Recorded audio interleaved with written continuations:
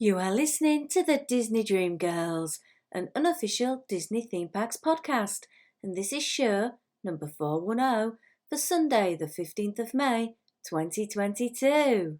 Where dreams begin. Well, hello and welcome to this week's Disney Dream Girls podcast.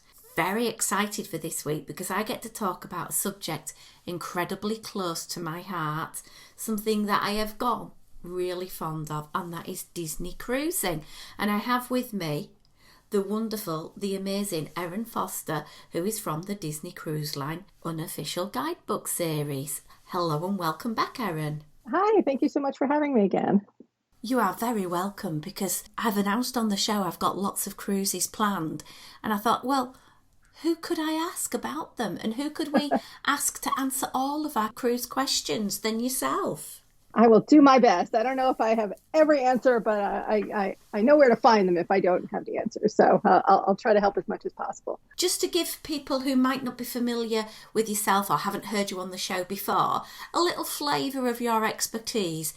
How many Disney cruises have you been on? Are you at least able to count them, or have you just, they all blur into one big cruise of happiness? I think I'm around a little over 20. And then my co-author, Len Testa, has been on another 20. And I work for touringplans.com website. And we have travel agents and other people that, there's a lot of journalistic reporting that goes into the Disney, unofficial Disney Cruise Line book as well. And so I speak to them. And so, between the people that have reported on or impacted the book, there's probably, well over 100 Disney cruises amongst us. Wow. And it says on the front, over 6 million unofficial guides sold. So you can pretty much go by the fact that people love these books. Yeah, a lot of that is Disney World. But, we're doing pretty well with the Disney Cruise Line book as well. So. Yeah, I sent my lovely friend Anthony, who I'm on the cruise with this year, a copy of it via the wonders of Amazon. So he's tucking into 464 pages of goodness to plan for our joint cruise that we're doing this August. Excellent. Thank you. So, before we get on any further, could you give yourself a little bit of a shout out on social media where people can get in touch with you if you've got any questions that we might not touch on today? Best way to get me on social media is on Twitter, where I'm Ms. MS Erin, ERIN Foster, Ms. Erin Foster on Twitter. But I also regularly contribute to the Touring Plans website, so you can find me there. Yeah, those are the best ways, probably. Fantastic. And we had Len on the other week talking about his escapades on the Galactic Star Cruiser as well. Oh my goodness. He's still wearing those costumes.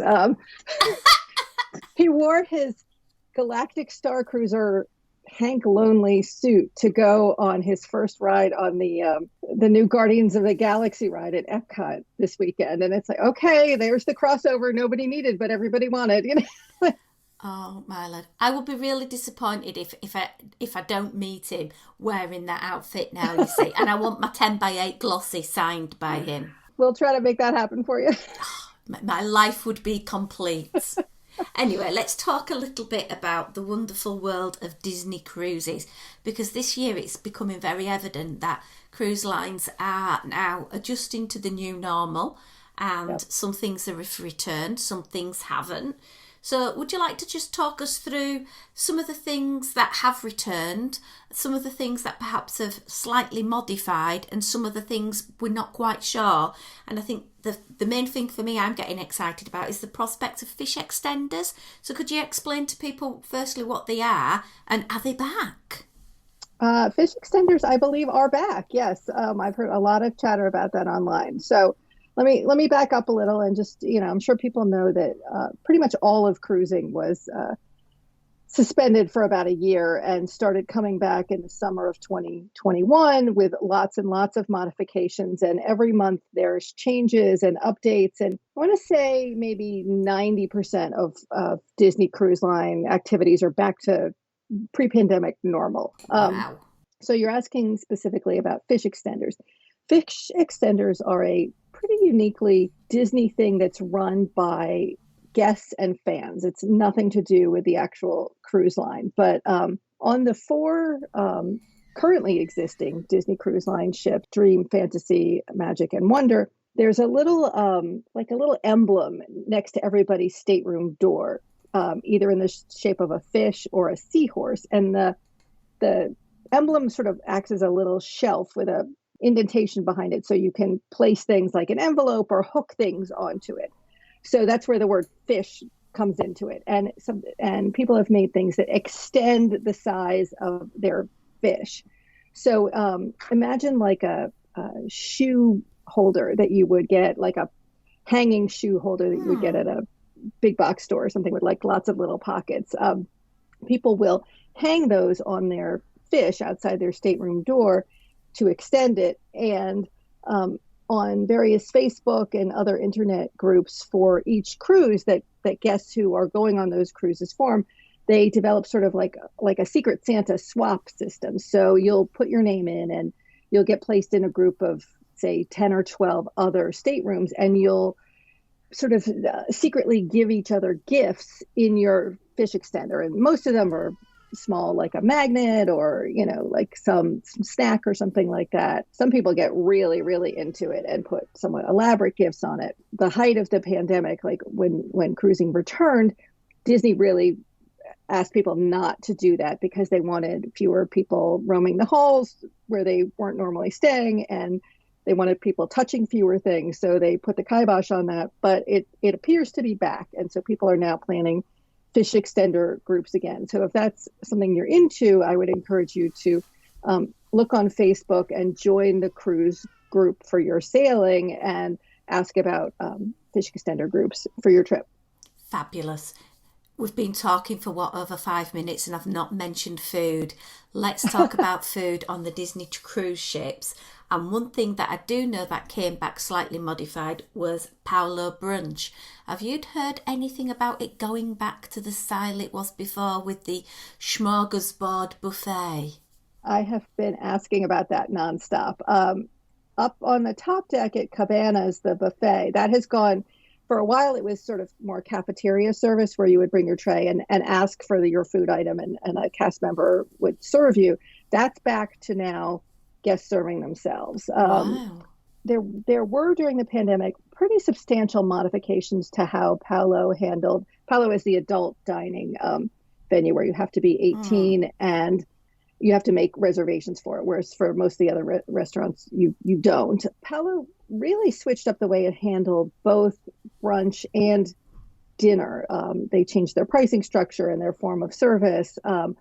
Previously, Paulo Brunch was a huge buffet of sort of an infinite spread of entrees and salads and cheeses and desserts and you name it. It was overwhelming and fabulous. It's currently a plated situation, although you can get as much as you want. You just have to keep asking for it. And some people that dissuades because they're like a little embarrassed to have entree number 6, but other people are just like, keep bringing it, We've been asking, there are not really any indications that Paulo Brunch is coming back to its old form anytime soon. I hope it does come back. There are some people that like it because they don't have to make as many choices or whatever. And then Paulo dinner, I don't think it's going back to its old form either. And it's mostly has to do with the pricing structure is very different. And while the food is still excellent, it makes it a little bit less of a good value, in my opinion. It's one thing that I never did when I was last on the Fantasy. I did Remy dinner and that was like, oh my word, I have never had such a service, such delightful food. They kept feeding us. Even my handbag got a little poof to rest on. Yes, I remember that. Remy pricing has not changed from the way it was, and it's still a colossally fabulous extravaganza. I only do the Remy every like third or fourth, just mostly because my waistline can't handle it. Exactly. But, yeah. But I try to do Paulo pretty much every sailing if I can. It's a must. Okay, next one I've got is with regards to the various different children's clubs, because when I went on the staycation, you had to reserve in advance and lots of people had issues with children. There's still issues with children going on board with regards to vaccine requirements, which is a whole new topic for later. So what have you heard so far with regards to the clubs? Let me speak to the US situation, and Okay. I have not dug in as much as I need to on the European sailings that are coming. That's actually something I'm really digging into researching right now. In the US, every guest ages 5 and up needs to be fully vaccinated. Because of that, they have put the kids clubs for ages 5 and up pretty much back to normal. You don't need to make reservations anymore. There used to be time limits on, you could only do an hour and a half per day. That's all gone. So it's essentially back to normal. For potty trained 3 and 4 year olds, they are also allowed to go into the kids club. They are required to wear a mask, whereas the older kids that are vaccinated are not. The most substantial difference right now is that the Small World Nursery for kids 3 and under who are not potty trained, that is still closed. And my guess is that it'll remain closed until vaccinations for the littlest kids become available. Those babies are still allowed, babies 6 months and up are still allowed to go on the ship. There's just no onboard daycare babysitting for them. But it's the kids club situation is mostly back to normal. I'm curious to see how they handle things when Europe starts, because the vaccination age requirements are quite different in different countries. So that's something I'm looking very carefully at.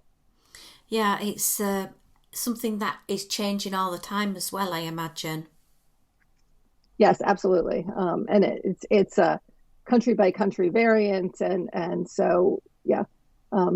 My daughter she's planning a trip to Europe this summer, and not a cruise, but just a regular trip, and she checks various State departments of various countries' websites almost daily, and it's different every time about testing that's required to enter the country or to leave the country, that sort of thing. So that's the kind of thing, if you're planning any cruise, but particularly one of the European cruises, you need to check constantly. I would check 6 weeks before, and a month before, and a week before, and the day before, just to make sure that all your ducks are in a row. Okay. Adult or family entertainment availability. Do we still have to wear masks? Is it all back? No. I was on the Dream at the end of March, and like the day after I got off, they took away mask requirements. So you don't have to wear a mask in the theaters anymore. You don't have to wear a mask in the lounges anymore. So that's pretty much back to normal. Most of the people were not wearing masks from what I can tell. There were a couple of times I personally did put one on. There was one time I was in a bingo situation where most people around me were not wearing masks, and I just felt like slightly uncomfortable because there was just too many people really close to me that I put one on, but that was fine, and so you can use your own judgment, but they're not required in indoor situations anymore, other than like the littlest kids that ages 3 and 4, and they do require them in some situations, but for adults, not really. Okay. Little bit more food chat. Which is your favourite restaurant on all of the Disney Cruise Line ships? My favorite restaurant, well, I think I would have to be Palo Brunch, as you said. The food is just outstanding, and I'm somebody who generally tends to go to bed relatively early, so I like having a big meal midday rather than late at night. So that's the best to me. As far as like the main dining rooms, I have dishes that I prefer at each one. Like I like the Tangled restaurant on the Magic. I just sort of like some of the food they have, and I like the ruffians going around to the tables and sort of jostling with people a little bit. So that's fun. But that is such a cute little show as well. It's nice to have like a dinner show, but the food's so well themed to the whole Rapunzel Tangled story. It's really good. I like the Tiana one also, but And I like the jazz music, but I find that sometimes the music there is a little loud. It makes it difficult to have a conversation with the people at your table. So that's just one little frustration of that. Even though the music's great and the food's great, it's like sort of the combination doesn't entirely work for me sometimes. Good points. Good points. I know I've been watching a lot of cruise videos to get myself in the mood for thinking about cruise, etc. Mm-hmm. Obviously, I've had a fair few cruise experiences, but if you haven't had a cruise experience, what top tips would you give to people? Obviously, number one is buy the book. By the book, of course, by the book. I'm trying to think. Don't overpack. Mm-hmm. You don't need to overpack. Sometimes people, back, in the days of the Love Boat, you'd see, or old films, you'd see people in like ball gowns to go to dinner, and that's really not the case, especially on Disney. There, you might have on some sailings that are 8, 10, 12 days long, you might have something that they call formal night, but most people just will choose to wear like a cocktail dress, but for sailings of a week or less, just wear regular clothes. So you don't need to overpack. Generally, like for the main dining rooms, if I'm going on a week-long cruise, I'll bring like a pair of black slacks and a pair of white slacks, and then swap out my tops or swap out my jewelry or something like that. You don't need to go overboard on that sort of thing. And then if you're on a sailing that goes to Nassau, which a lot of the Disney Cruise Line ones do, some people, if it's your first cruise, will choose not to even leave the ship. There's not super much that's must do in Nassau. So it's a time when other people do leave the ship, and you can take advantage of going on the water slides at that point, or doing some games, or just exploring when there are fewer people in your way. But if it's your first cruise, try not to overbook yourself. Try not to do too much. Enjoy staring at the sea with a drink and a good novel or something. Make it a vacation rather than like a thing that you have to cross things off a list for. Yeah. Are there any ports, you've mentioned Nassau, that you would recommend? Maybe not the world's greatest place to get off the ship for? That's the main one that I would say. And I say this, and probably because I'm jaded and I've been to Nassau a dozen times by now, that I do generally get off the ship for like an hour, and I do a lap, and I have experienced some of the main port excursions there, but to me it's a little overpriced, and it's a good day to see the ship, or try to book a spa experience or something like that on the Nassau day. You've touched on the spa. I believe the spas are now back open again, and you can book the rainforest experience. Yes, you can. You can book it again. They've tinkered with the pricing, and I don't know off the top of my head what the pricing is, but yes, it seems to be pretty much back to normal. And I believe you have to, I'm going to be wrong if I say this, but I believe you have to book it while you're on board. So if you want to experience that, you should head up to the spa area or check on your app to get that booked right away once you board. Okay, you mentioned prices being tinkered with, and there is one really contentious issue about the prices that I just want to raise now. One of the best bargains on a Disney cruise, in my opinion, were all of the different alcohol tasting packages. I knew that's what you were going to say. And in fact, I have just this morning double checked the prices on those, and they've gone up a lot. You're absolutely correct. The minimum for a drink tasting experience is now $40, where it used to be about $20. So they've pretty much doubled those. And then I am currently booked on the Wish Maiden Voyage. There are a couple of tasting packages there that are in the $100 range, which is sort of shocking, because it used to be, as you mentioned, one of the real incredible bargains. And it's, the $40 to $50 price it's still okay, but it's the kind of thing where, hey, maybe I'll just do one of them on my trip as opposed to two or three, that sort of thing. But yes, those prices are up. I have a little list here. Beer is $40, champagne is $50, chocolate and liquor $50, mixology is $40, cognac is $50, martini is $45. So yeah, those prices have been raised a lot. That's a big hike. But even so, I'm a big fan of doing the champagne tasting for I think it's 5 different champagnes. You get the experience of the sommelier going through all of the different brands and what you can smell and taste when you're having that experience of the different champagnes. And they used to do a little shot glass of panna cotta with some raspberries.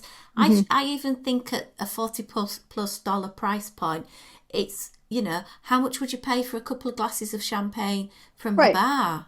Absolutely. And they're really good if you want to learn about a specific type of alcohol. I did the tequila one a couple of years ago, and I was exposed to this coffee flavored tequila, XO Cafe, that I now drink almost, several times a week, that I learned about on the cruise line in one of these tastings. So certainly if you're looking to learn more about, say bourbon, if you don't know a lot about it, it's a great way to do that.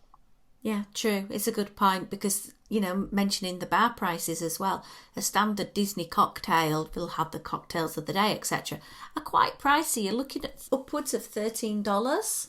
Yeah, and those have gone up a lot. When we first started writing the book in 2014, a lot of those that are, $13, $16 now were more like $7 or $8, less than a decade ago. I live quite near New York City, and those are prices fairly comparable to what you'd have to pay in a city bar, as opposed to, they're not discount prices anymore like they used to be, other than like the drink of the day. Do you know if they've brought back the deal on the first day? If you pay a little extra, you get a jazzy glass and they keep filling it up for you? I believe they have, probably like 85% certain on that. I'm pretty sure the beer packages like that have come back. Yeah, you get the glass and they will top it up for a lower price during the week. Fantastic. And if you're not a drinker, I suppose it doesn't really matter about the price increases and all of those things, because you can go and help yourself from the decks to unlimited soda or hot beverages, etc. Yes, there you can still at the meals and at the fountain dispensers by the pool, you can still get unlimited soda. There's usually 6 or 7 different variations, and lemonade, and then you can get tea and coffee, just plain tea and coffee at the pool deck or at your meal in the main dining room. If you want specialty coffee in the Cove Cafe, that's sort of not quite Starbucks pricing, but it's the same vibe as Starbucks. So, maybe $4 for a specialty latte or something like that. But most of the like the soda is free. If you buy a soda in a bar, I think it's $2 per can. But you can avoid that by just like going up and grabbing your own drink before you head down to whatever activity you're going to do, in the lounge or whatever. If you're going to trivia, go upstairs to the pool deck and get your soda first for free, rather than paying a couple bucks for it in the bar while you're doing your trivia. Yeah, true. Or you can do what friends of ours did when we went with them on the staycation cruise last year. He took his own bottles of champagne, and when we did our Paolo brunch, he took in the champagne to the restaurant. We had to pay a corkage cost, okay, right, but it was nowhere near the cost of paying how much those bottles of champagne would have worked out, because you're allowed, is it 2 bottles of alcohol? It's two bottles of champagne or wine, or 6 bottles of, standard size bottles of beer per adult per port. So if you happen to be, if you're sailing in Italy or whatever, and you buy 2 bottles there, you can bring those on at every port. And the corkage fee, I believe, is $25 to have them pour personal bottle of champagne or wine. But you can still walk into the restaurant with it in your hand, within a glass. Yeah, absolutely. So that's a nice crafty little trick of mine, I must admit, because I'm quite partial to a particular wine, and on the Disney cruise ship it's incredibly expensive. So thinking about all the different itineraries, do you have a particular favourite place you like to go on the cruise line with? It's funny, Disney mostly goes to the Caribbean and the Bahamas, and well, I've done many of those and I like them. I sort of prefer almost everything else. I like Alaska, I like Atlantic Canada, I like Bermuda, and I love Europe. I've done Mediterranean, and I've done 2 different versions of the Northern Europe. And I think for it's probably different when you're coming from Europe or the UK already. But as an American with kids, I think those are so great for introducing your kids to a variety of cultures and a variety of ports without having to pack and unpack and change hotels. And it's a really good balance of keeping them settled and exposing them to the world. I really loved the Northern Europe one we went to Russia and Estonia, and that is just absolutely not happening right now, nor should it be. And so, I'm grateful that I got to do it when I did, because I don't think things like that are coming back for a very long time. True. Those are good points. You mentioned Alaska. That's a cruise I cancelled twice over COVID. I am actually rebooked to go there next year, but with a different cruise line, because Disney, in my opinion, I don't know if you agree with this, to go to Alaska for some reason is just so much more than any other cruise line. Yeah. Len Testa, my co-author, he's the numbers guy, and he runs all sorts of models and research on the pricing for the cruises. And you're absolutely right. Disney is just a lot more money than some of the other cruise lines, particularly for Alaska. And, I think it's the option that people with small kids want to do. But if you don't have kids, there's, probably not much reason to pay for Disney on that itinerary, particularly since there's so much to do that's not on the ship. I mean, there's so much to look at with the glaciers. And I have to say, my all-time favorite cruise excursion was Alaska. We, my husband and one of my daughters and I, we took a helicopter to the Mendenhall Glacier, and we landed on the glacier and went dog sledding. I had been on a couple of helicopters before, like in Hawaii and one other place. But flying onto the glacier, it looks like you're in a Star Wars movie, like you're flying into the ice planet Hoth, and then you get there and you're surrounded by puppies. And it was just magical. It's also insanely expensive, but that was one thing that it's, like if you're doing it as a once in a lifetime experience, I cannot recommend that highly enough. Suddenly my jaw has dropped to the ground with the prospect of doing that. One, I've never been in a helicopter. Two, I've never landed on a glacier before and never think I will do so. And my husband's idea of a dream vacation would be spending it with a puppy on his lap and being able to play fetch with huskies for the day. So that sounds like something we need to start cooking baked beans on toast for dinner to save up for. Really, it was a really special day. Yeah. So you mentioned you're going on the Disney Wish inaugural cruise. Can you remind us, what's that about? Where's it going? I have paid so little attention to where it's going. It's going to the typical Disney locations in the Caribbean, to Nassau and Castaway Cay. I probably won't get off the ship at Nassau. And the reason I'm planning to get off the ship at Castaway Cay, which I've been to many, many times, is because I'm doing a parasailing excursion with one of my daughters. And the reason is to try to get aerial photos of the ship. I've been parasailing on Castaway Cay several times, and that's like my main thing that I try to do, is to get good aerial photos of the ship doing that. I'm going to explore the ship, and there's so much to look into. New restaurants, and what are the cabins like, and what is the entertainment like, and there are new spaces like the Hyperspace Lounge, which is I'm thinking a little bit like Oga's Cantina at Disney World and Disneyland, like the Star Wars themed bar. So much to do and see, and I think that neither my daughter nor I will put our cameras down for even 5 minutes the entire trip. Very excited. I am so impressed with the lengths you will go to get content for the book. Can I just say that? Because I don't care how much money people could pay me, I would never, ever parascend. I am so clumsy.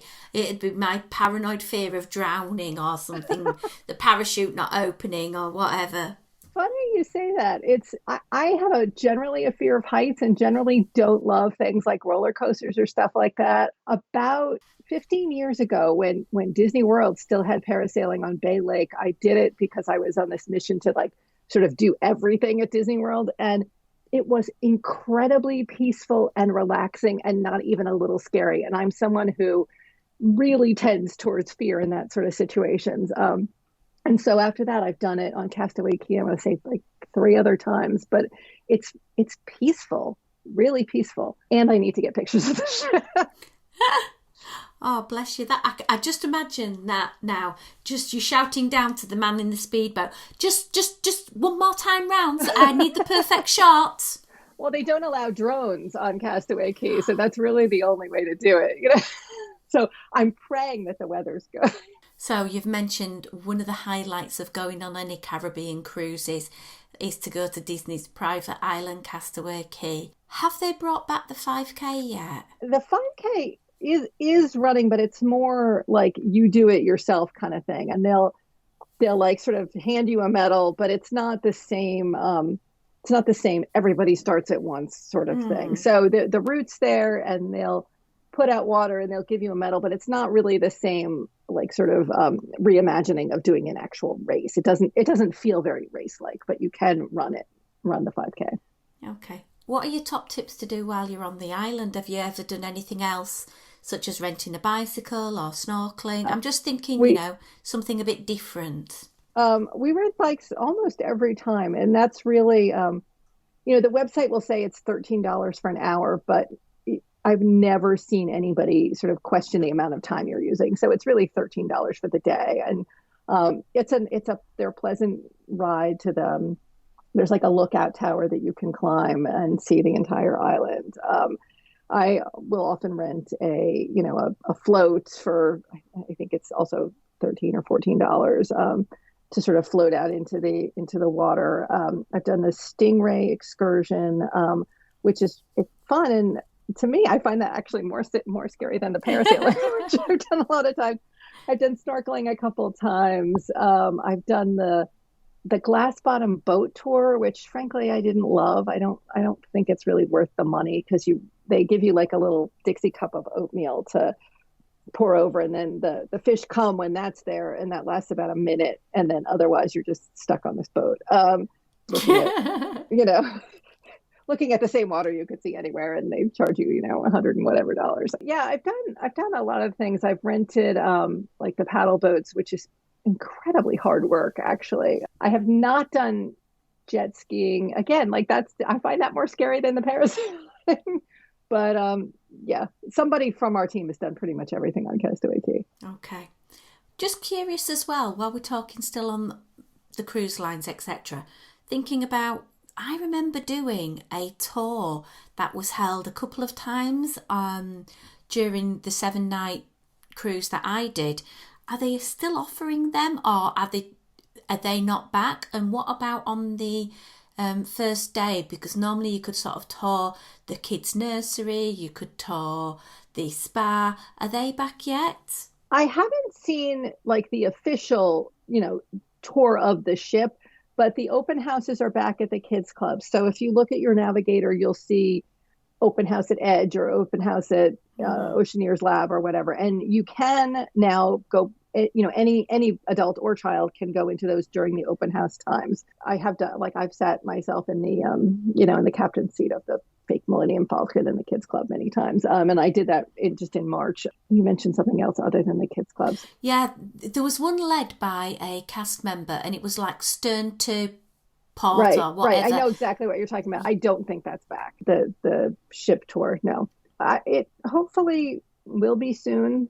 But, you can get into a lot of places now, but I don't think that one's back yet. That was just something that one of our listeners asked about, and to see whether that had come back. But again, things are changing almost daily. I've written this book, and we knew that things were going to keep changing. And so we do have, if you get the book, there's a couple places where it says check our website for updates. And I update that, pretty much weekly, of things that are changing. So, as mask requirements change or vaccination requirements change, or things like restaurant procedures change, we're updating that on the website. So to keep current. So as things come back, we're making note of that. Good. good, because that's, it's a little bit of extra things that if you're a bit of a nerdy person like myself and you want to know the ins and outs of things, and you want to really notice the details that have been put there rather than just walk obliviously past them. Mm-hmm. That's a good one to know. One thing that a lot of particularly vloggers and things are saying at the moment with regards to the experience in the park in comparison to the cruise line experience is that the cruise line experience is far superior at the moment, with things that are in the park that people are getting a bit tired of, the overcharging for this, or queuing, or mobile ordering, or Genie Plus. And a lot of more people are coming over to going on to cruises for the first time. Is this something that you would echo and that you've seen yourself?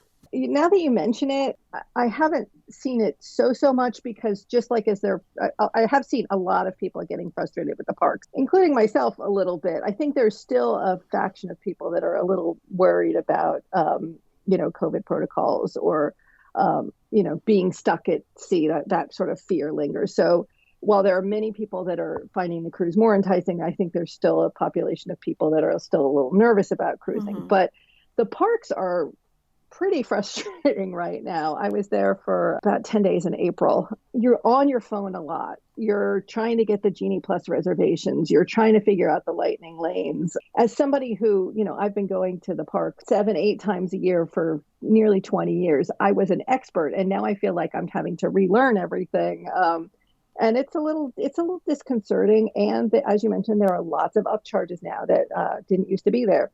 Although, as we've just been talking about, they're raising their prices on the cruise line too. I mean, like the mixology and stuff is a lot more money, and they're raising prices in the parks. It's just sort of a fact of life that inflation is kind of rampant these days. And Disney did, they did have to make changes based on the pandemic. The Disneyland wasn't open for a year. Disney World wasn't open for several months. They lost a lot of money doing that. Not that I want to be making it up personally for them, but I understand why they've had to raise some prices. There's also supply chain issues that make various things cost more. I don't like it, but I get it. It's one of those things. Prices are going up, and they're going to keep going up. But as long as people feel that they're getting value for the price they've paid, I think that's an important factor. And for me, when I have been on the cruises, I've always felt like that. Apart from last year's staycation, Michelle is still sulky-faced. They ran out of Mickey bars. Oh, no. I know. Can you buy them in the supermarkets, though? Because you can buy Mickey bars in the supermarket here. No. Oh. They have introduced a Mickey-shaped premium ice cream bar at Disneyland Paris, and that's a pretty good substitution. Okay. But it's still an 11-hour drive to get to Disneyland Paris from my house. Something you're not going to do it on a short weekend. No, I'm not going to go there if I have a sudden urge for a Mickey bar at 7 o'clock on a Friday. Not going to happen. But yeah, it's just one of those little things. With the staycations last year, there was problems with the merchandise. It literally got hoovered up and wasn't available. And some of the more classic Disney touches that you'd expect on the Disney cruise, because they were sailing out of the UK for so long. Right. There weren't. Right. One thing, you mentioned merchandise that is still not quite up to the way it was. When I was on the Dream in March, the main shop was closed. I think they were having trouble still getting inventory. So there was much less merchandise than there usually is for sale on board. Yeah, which is a shame, because if you're on the old Mickey boat, you want to have some little mementos of that are generic. Right. There was some stuff, but much less than usual. Yeah. Which is a shame. I did manage to have lots of friends look on their particular staycations, and I eventually got a Mickey ship plush, and I was over the moon, because it was the one thing that I really wanted. So, yeah. Good. Well, I would just like to say thank you so much for sharing your knowledge, enthusiasm, and extraordinary lengths you go to provide the entertainment and education in the cruise line book. As I've said, I absolutely love it because I hate reading books from cover to cover. I like to just delve into the bit I'm interested in, and that's what I can do with this book. And I highlight it, I put post-its in it, and it's great to take with me if I'm sat on the veranda with a coffee being brought to the room, and in a morning I'm on the cruise and I just, ooh, what little secrets can I find out about the port I'm going to today? That's very, very nice to hear. I like that. I'll look forward to next year's edition. Would you like to give yourself a final shout out where people can get in touch if they have any burning questions about the Disney Cruise Line? Sure. Well, my book is The Unofficial Guide to Disney Cruise Line. The most recent edition is 2022, and we're right now already working on the 2023 edition, which will come out in around Christmas. I write regularly for the blog at blog.touringplans.com, and on Twitter, I'm Ms. MS Erin Foster, and you can reach me at any of those places. That is wonderful, and thank you so much for your time today, for coming on and talking to us about the Disney Cruise Line. I really appreciate you having me. As usual, to contact the Disney Dream Girls, you can find our website, disneydreamgirls.com, on Twitter and Instagram at DisDreamGirls, and if you wish to get extra content from the show, as well as supporting us grow bigger and better, find us on patreon.com/Disney Dream Girls. But until next week, it's a goodbye from me. Great. Thanks.